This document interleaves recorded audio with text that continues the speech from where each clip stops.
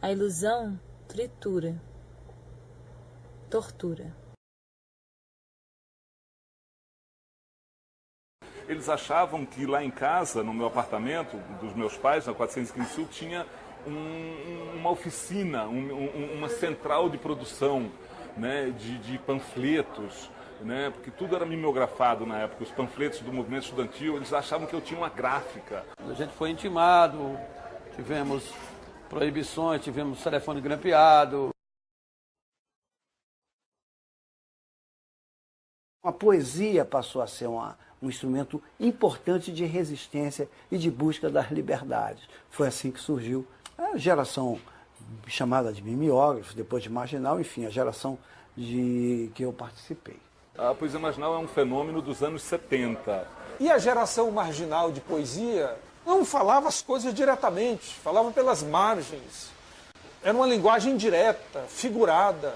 O ideal era que a gente conseguia driblar a censura, driblar a ditadura, dar uma volta no sufocamento cultural que tentou se fazer. Não se tinha estilo pré-determinado. Havia uma liberdade que respeitava a identidade de cada um. Escrevíamos o que queríamos, ilustrávamos como queríamos e vendíamos na rua e dava certo. Nós tratávamos fundamentalmente do nosso cotidiano.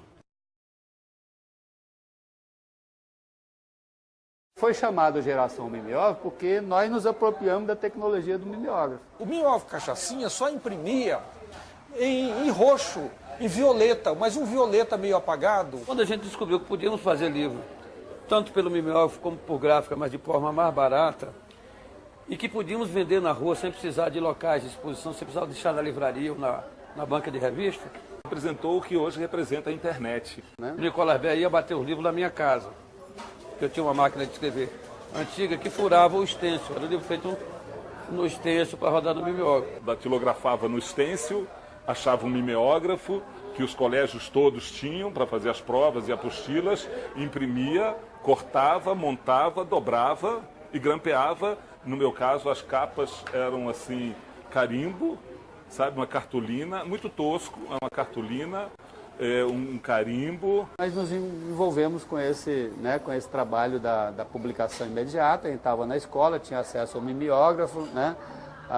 Aí começou essa linguagem, que é uma linguagem que a gente usava no movimento estudantil, né? No movimento estudantil você pegava, fazia os panfletos, rodava, no outro dia já saía distribuindo, né? Fazendo mobilização. Então essa linguagem do movimento estudantil a gente aproveitou para fazer o nosso movimento, né? A nossa movimentação na poesia. Especialmente nos anos 70 e nos anos 80, a produção de obras literárias que de alguma forma procuravam fugir daquele ambiente de asfixia e, sobretudo, em relação aos jovens, a tentativa de se produzir qualquer forma de arte que de alguma forma desse vazão aos sentimentos e à sensibilidade das pessoas. É nesse sentido que a gente pode falar de uma geração mimeógrafo, quer dizer, jovens que estão tentando de alguma forma, mesmo fora do mercado, mesmo fora dos padrões normais da economia de mercado, produzir a sua obra e colocá-la à disposição das pessoas. A poesia marginal foi muito importante para a formação da alma brasiliense, justamente por causa dessa diversidade e essa falta de cobrança, entendeu? Não, qualquer um pode fazer, então todo pode participar da construção. Eu acho que nós enfiamos muita poesia na alma de Brasília. Ficou na história, ficou na poética brasileira, ficou na linguagem brasileira.